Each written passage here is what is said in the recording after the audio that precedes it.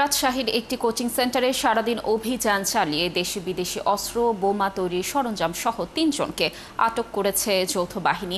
সেনাবাহিনীর ৪০ ইস্ট বেঙ্গলের বিশেষ অভিযান শেষে রাজশাহী সেনা ক্যাম্পের দেওয়া সংবাদ বিজ্ঞপ্তিতে জানানো হয়, গত ১ মাস ধরে গোয়েন্দা নজরদারির ভিত্তিতে এই অভিযান পরিচালনা করা হয়েছে। রাশিদুল হক রুশোর প্রতিবেদন।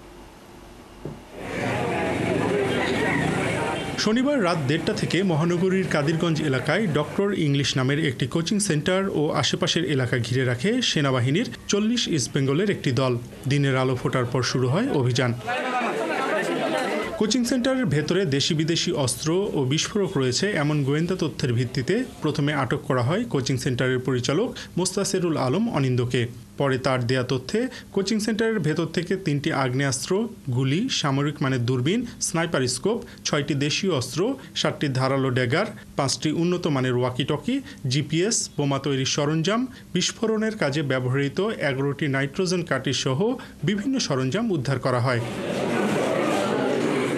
উদ্ধারের পর বোমা ডিসপোজাল ইউনিট নাইট্রোজেন কার্টিজগুলো নিষ্ক্রিয় করে এবং কোচিং সেন্টারের পাশের পুকুরে ডুবুরি তল্লাশি চালায়।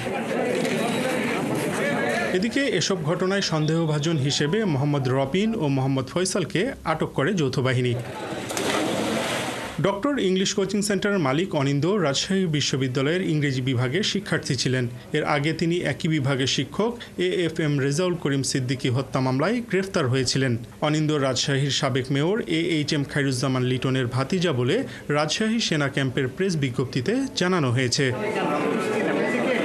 রাশিদুল হক রুশো, ৭১, রাজশাহী।